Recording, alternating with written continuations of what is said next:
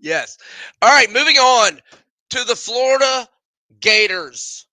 The Florida Gators. Finally, Billy Bob Napier had a winning season last year as Florida finished 8-5 and on a 4-game winning streak to save his job. Wins over LSU 27-16 as an underdog.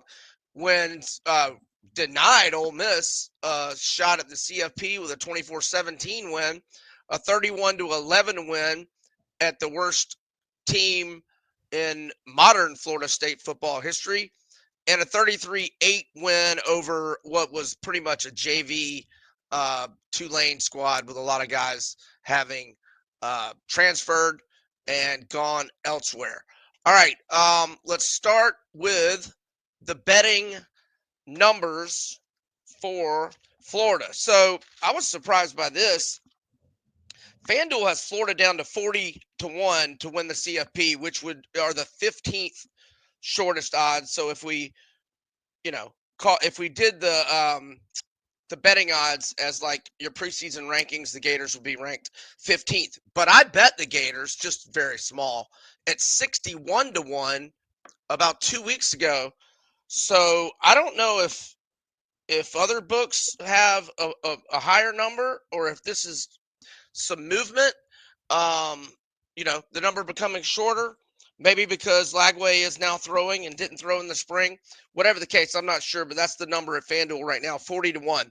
They have DJ Lagway's Heisman number at 16-1, which are tied for the sixth shortest odds on the board with Penn State's Drew Aller and South Carolina's Lenoris Sellers. Florida to win the SEC is 20-1, which are the ninth shortest odds on the board. And then the over-under for the Gators, 6.5, shaded to the over, minus 158. And the under is plus 128. And let me give you those SEC odds. I'll just give you the whole list. We've got Texas plus 270, Georgia plus 400 or 4-1, Bama 5-1, LSU plus 950 along with Ole Miss. Tennessee and A&M are both 13-1, South Carolina 17-1, UF 20-1, Auburn and Oklahoma are both 30-1, Mizzou 40-1, Arkansas 130-1, and then Vandy and Kentucky 300-1, and Mississippi State 500 to 1. So I'm going to go over some personnel before we go hit the schedule. So it's going to be Lagway as the starter. The backup QB is there's Bo Jackson, my man.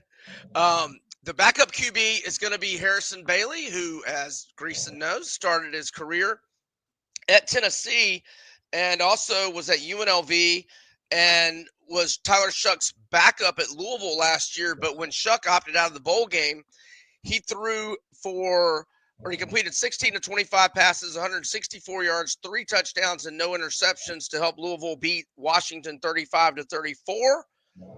And Bailey also threw for 363 yards and 3 touchdowns in the spring game, as Lagway did not throw during the spring, but has resumed throwing. So the wide receiver, let's do the running back position. So Jacoby Jackson and let's see, where do I have?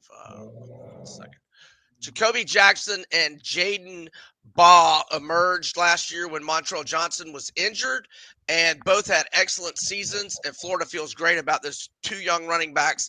Baugh was a true freshman last year, 673 rushing yards, 5.1 yards per carry, 7 touchdowns. Jackson, 509 rushing yards, 7 touchdowns, 5.4 yards per carry average. So they're going to share carries, and there is a little depth behind them with Treon Webb coming back from injury and KD Daniels as well. Wide receivers, it's going to be Eugene Wilson, who missed most of last season but had a fantastic freshman campaign, and we've added Sturdivant from UCLA. We've got Aiden Mizell, and then the freshman Dallas Wilson had an outstanding performance in the spring game.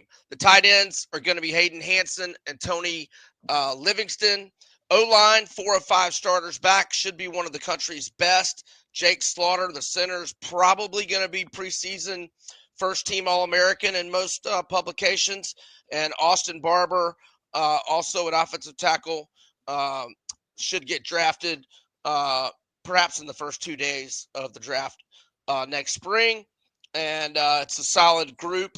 Let's move over to defense, where Caleb Banks is getting a lot of first-round love in these way too early 26 NFL draft mocks. He's getting a lot of love, a lot of first-round love. Tyreek Sapp's going to start at edge with George Gums. Sapp had 7 sacks, 13 TFLs last year. At linebacker, we've got Pup Howard and Miles, baby Ernest Graham. Dad played running back for Florida, late 90s, early 2000s. Cornerback, Devin Moore, Cormani McLean, and Dijon Johnson were considered, the 3 vying for 2 starting spots, but Johnson got arrested this past week. So we'll see how that plays out. Starting at star, Sharif Denson, and the safeties are Bryce Thornton and Jordan Castell. All right.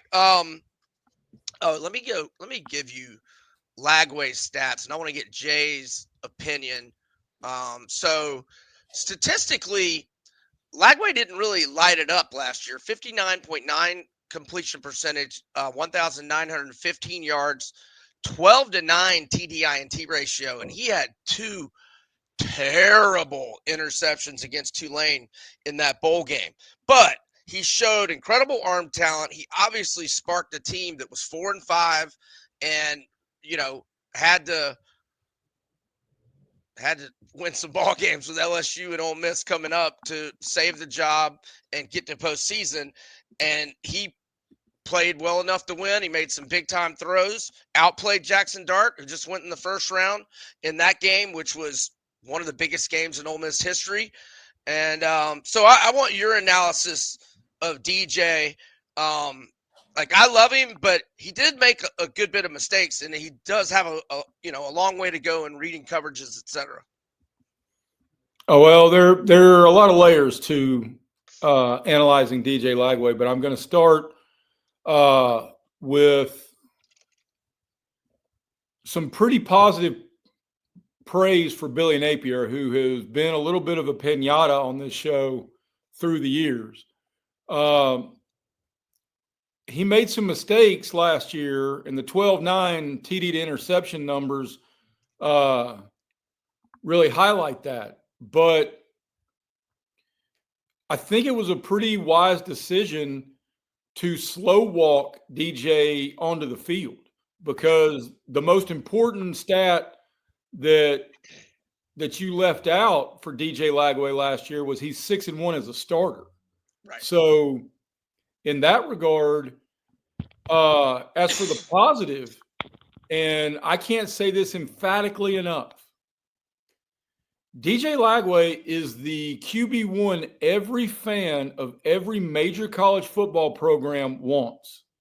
He cares, he leads, he wins, and most importantly of all, he's really, really good at this. So a springboard type of operation or opportunity here, I expect. At 16-1, he's one of the guys I've already put a little taste on the Heisman, because he will rightly get credit. A guy like Drew Aller at Penn State, they may start year preseason 1 in a lot of polls, but that team's going to be running back led. Yes. If a Penn State Nittany Lion gets invited to the Downtown Athletic Club, he's going to be wearing a number in the 20s or 30s. Right. So Lagway, in a lot of ways, saved Billy Napier's job. And I think Billy Napier, in a lot of ways, by slow playing him, has allowed DJ Lagway to be the guy in Gainesville that everybody is not only drawn to, but is enamored with. Yeah, let me point. Sorry, excuse me. Let me point something out as well. The one loss, and I appreciate you putting out that 6-1 record. The one loss was to Georgia. When he Yeah. left, he left in the second quarter. We had a 7-point lead, so he's really undefeated in the games that he started and finished. And the one he lost, when he left, Florida was ahead. And I'll also note Graham Mertz was playing really good too. He was 72 of 94, 76.6 completion percentage, 791 yards, 6-2 TDI and T ratio. So, Florida was getting really good quarterback play and have for the last 2 years. So probably should give Napier a little credit on that front as well. All right. We ready to dive into this schedule? Well, I think a couple of things, because you went down their depth chart, which I think is something we need to embrace as we break these things down. I love how this Florida team is all of their starting offensive and defensive linemen are old enough to drink. And I'm not saying we all drank too much in college. That's just part of the college experience. But the reason I'm saying that's important is because of the maturity, the maturation, and the ability to be in college weight rooms for 2-3 years. When you're relying on freshmen, on 18-year-olds to plug and play, you damn well better be Laramie Tunsil without the gas mask on draft night. Otherwise, you're going to get bulldozed in the trenches in the SEC. Yes, indeed. So there are a lot of lines out for week 1, but Florida plays the Long Island Sharks in week 1. And then the only I haven't seen any games of the year yet other than Michigan and Ohio State line is out at FanDuel. So we don't have any game spreads for the Gators yet. But we're going to both give them a dub at the Swamp August 30th to the LIU Sharks. USF in week 2 at home. It's a W for me. Me too. 2-0 to the Gators. All right. And I don't like this. So we always play LSU in October. We're playing them week 3 at Tiger Stadium. I'm going to guess that'll be a night game. Well, I don't know who else is playing in week 3. I guess it could be a 3:30 game. But this is a tough one. Now, remember, the top game on the board now is a night game. Oh, okay. Because since ESPN has taken over all the SEC packages. Yeah. I mean, not only do I think that's going to be a night game, do I think that's going to be probably 2 teams ranked in the top 15 or so, but it's a chance for game day to go to Red Stick at night, which seems really desirable, all things considered.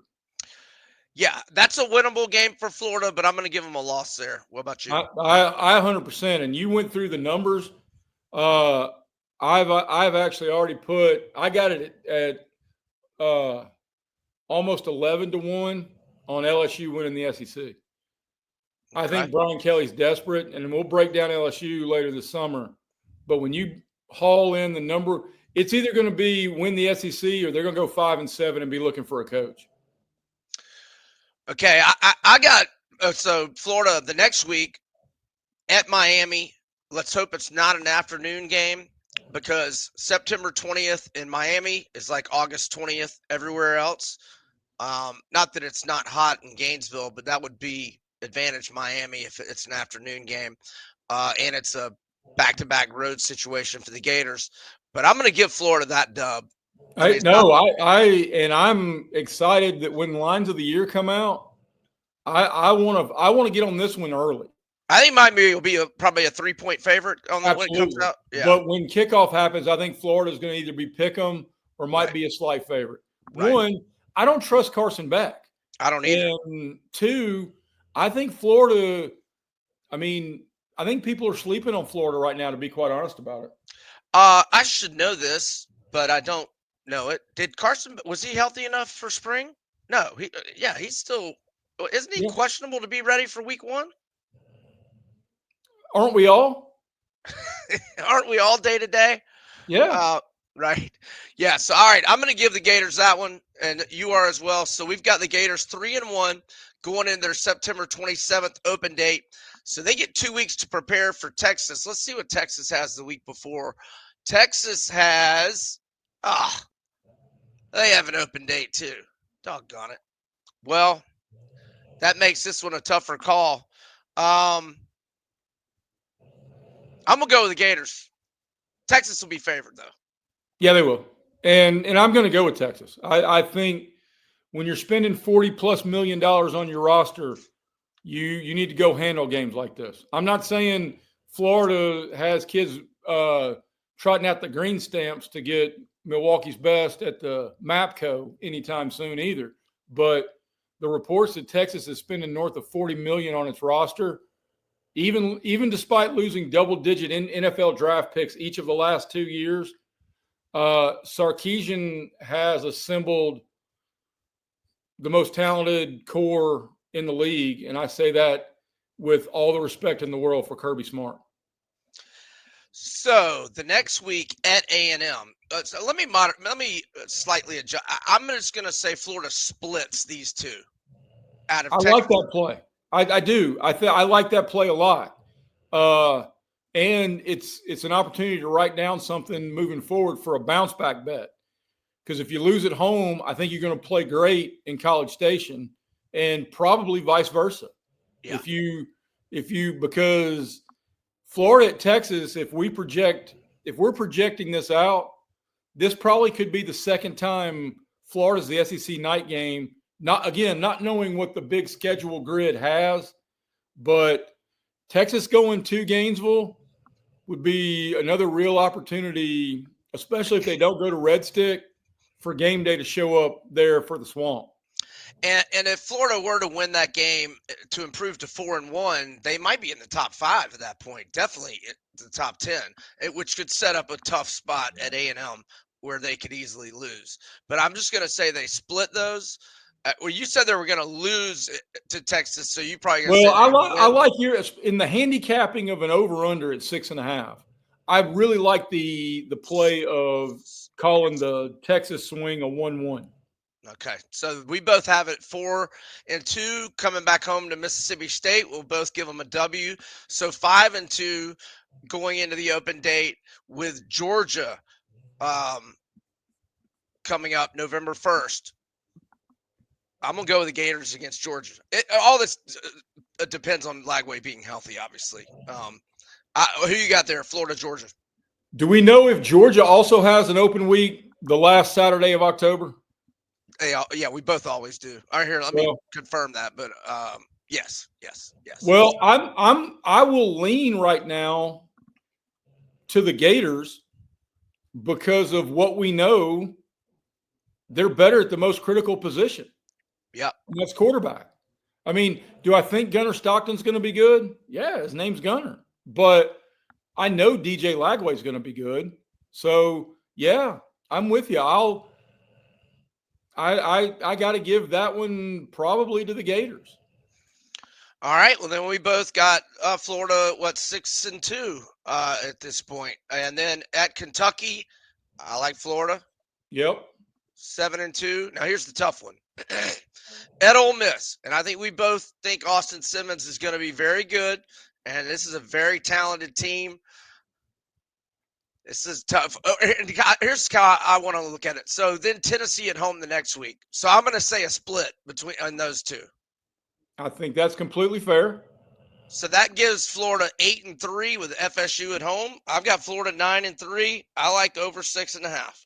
I like over 6.5 big, and I know you got to pay heavy juice at 6.5. This could be one of those that not only do you get it at 6.5, because I expect that number to grow over the summer, but when it gets to 7.5 and the odds are more in your favor, I'm okay at 7.5 because you and I are Plus kind money. of agreeing on 7-3, and we know anything can happen at the cocktail party. So Even if they lose the Georgia game that we think they should probably be a slight favorite, that's 8-4. Right. I would almost rather have it at 7 rather than 7.5, but not have to pay that minus 158 juice. But I can't bet it yet. My accounts don't have win totals up yet. Oh, you can make these bets right now, right? Correct? Yes. Yeah. Are you about to wire me some money? No, no. What do you have accounts with multiple books, or you just use one? Which one do you use? I have BetMGM, FanDuel, and DraftKings. Okay. Now and this is a universal tip that we probably should get to more often. Keep an eye out for the best prices, friends, and also these services will offer you opportunities for bonus bets, which turn into free bets, which, I mean, you should be paying attention to all those things. Scan your mentions, your messages from those services, because not taking advantage of those leaves money on the table. So I just went to DraftKings, and the price is not nearly as bad. Minus 158 at FanDuel, but the over is only minus 140 at DraftKings. So we're both recommending that right now. Over 6.5 for the Gators at minus, excuse me, at minus 140. Some players to watch. I really think that Dallas Wilson, the freshman, and then Eugene, they call him Trey Wilson. I think those two are set for monster seasons if they can stay healthy and Lagway stay healthy. And I like the running back combination. I like the O-line. The defense had been absolute garbage Napier's entire tenure until the LSU, Ole Miss, FSU, the 4-game. That's when he turned the program around. Hopefully moving into the future, that 4-game stretch, the defense got so much better. And I mean, they got a lot of those guys back, and hopefully it's going to keep getting better.